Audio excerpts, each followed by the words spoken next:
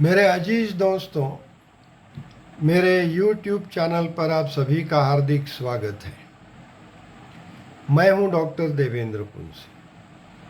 मेरे आज के वीडियो का विषय है और पहला गुलाब का फूल खिल गया।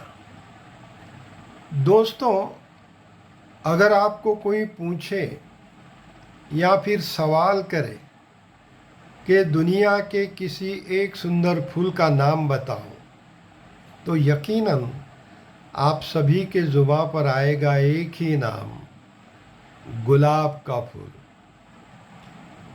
यकीनन दुनिया का सबसे सुंदर फूल है गुलाब। अंग्रेजी कविता हो, हिंदी या उर्दू की शायरी हो, दुनिया की किसी भी भाषा का साहित्य हो, कविता हो, नाटक हो, फूलों में सर्वोपरि नाम है गुलाब। शायरी में स्त्री की सुंदरता के लिए कमल के फूल का सहारा लिया जाता है, तो भावनाओं, अनुभूतियों और आँखों की सुंदरता का सैलाब उमड़ता रहा है हमेशा सिर्फ और सिर्फ गुलाब के फूल पर। तो इसी धरती पर हिंदी फिल्म की एक नज़म की दो पंक्तियाँ सुनिएगा। गुलाबी आँखें जो तेरी देखी, शराबी ये दिल हो गया। संभालो मुझको ओ मेरे यारो, संभलना मुश्किल हो गया। गुलाबी आँखें जो तेरी देखी, शराबी ये दिल हो गया। दूसरी नज़म की दो पंक्तियां सुनिए। गुलाबी गुलाबी आँखों से तू पिला दे तो मैं पीने का नाम न लूं, मैं हाथों में जाम न लूं। शराबी शराबी पलकों से तू छका दे तो मैं हाथों में जाम न लूं, मैं पीने का नाम न लूं। गुलाबी गुलाबी आँखों से तू पिला दे तो मैं पीने का नाम न लूं, मैं हाथों में जाम न लूं। जानते हो ना, शायरी में गुलाब की हैसियत कितनी है। चलो इसी गुलाब के फूल पर कुछ जानकारी हासिल करें। अंग्रेज कवि एलिजाबेथ ब्राउनिंग उसकी एक कविता में लिखती हैं, यदि यीशु को इस धरती से फूलों का राजा चुनना होता तो वे गुलाब के फूल को ही बुलाते और राजा के सर पर ताज चढ़ाते। भारत देश के पहले नोबेल प्राइज विनर कवि गुरुदेव रविंद्रनाथ टैगोर ने एक जगह कहा है, अगर तुम्हारे पास दो रोटियां हैं तो उनमें से एक बेचकर गुलाब का फूल खरीद कर ले आओ। तो क्या मान्यताएं हैं गुलाब के फूल की? ऐसी मान्यता है कि गुलाब का फूल प्यार का प्रतीक है और कहते हैं कि गुलाब के फूल की रचना ग्रीक देवी क्लैरिस ने की थी। इसके बारे में एक छोटी सी कहानी सुनिएगा। एक दिन देवी क्लैरिस ने एक खूबसूरत लड़की का शव देखा। देवी क्लैरिस ने देवी एफ्रोडाइट की मदद से उस शव को सुंदर बना दिया। शराब की देवी डायनोसियस ने शव को खुशबू प्रदान की। तीनों देवियों ने मिलकर शव को आकर्षण, चमक दमक और खुशबू से सरोबार किया और उस लड़की का शव गुलाब के फूल में तब्दील हो गया और इस तरह गुलाब फूल का जन्म हुआ और गुलाब धरती का सबसे सुंदर फूल बन गया।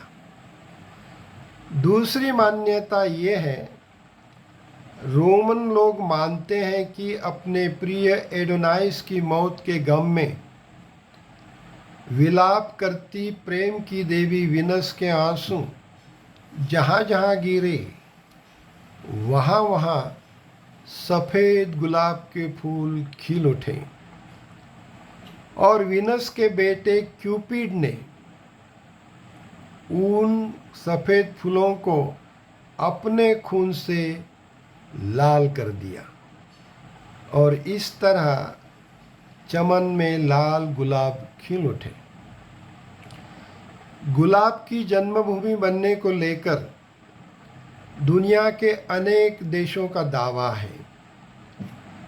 ग्रीस है, रोम है, बेबीलोनिया है, भारत है, चीन है। तमाम प्राचीन सभ्यताओं का गुलाब के फूल पर दावा है। पारसियों का मानना है कि पहला गुलाब गुलिस्तान के खूबसूरत प्रदेश में ही उगाया गया था। अरब लोगों का दावा है कि जहाँ जहाँ पैगंबर के पसीने की बूंदें गिरीं वहाँ वहाँ गुलाब के फूल खिलते गए। ईसाई धर्म का मानना है कि गुलाब का फूल पहले ईडन गार्डन यानी ईव के बगीचे में ही खिला था, जिसमें कांटे बाद में आए।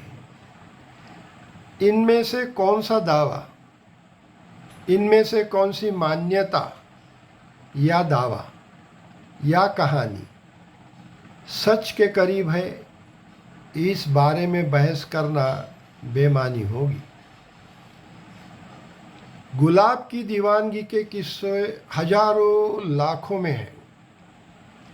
अपने समय के प्रसिद्ध चित्रकार हेनरी मातिस एक जगह कहते हैं, एक सच्चे चित्रकार के लिए सबसे मुश्किल है गुलाब के फूल का चित्र बनाना।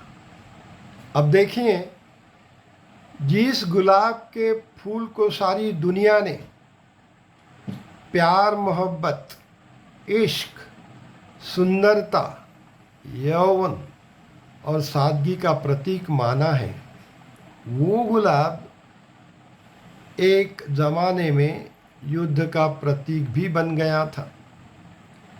इंग्लैंड में 1455 से लेकर 1487 तक एक गृह युद्ध का दौर चला था।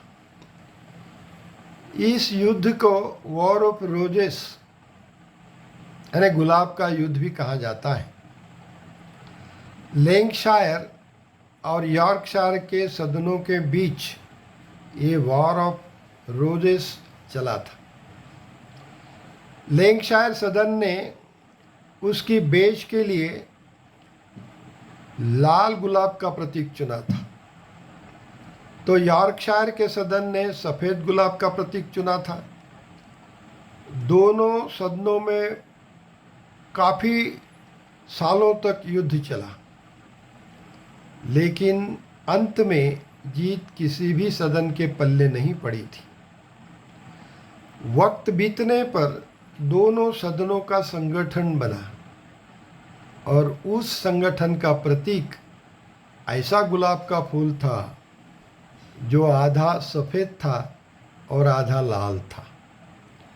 लेकिन आज जब भी गुलाब के फूल पर बहस छिड़ती हैं तो सबसे पहला सवाल आता है, कौन पहले आया, लाल गुलाब या सफ़ेद गुलाब?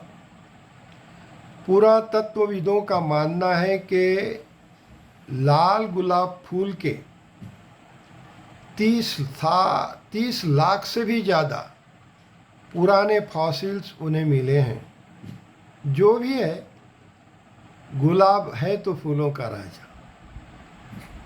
गुलाब प्रेमियों के दिल की धड़कन है।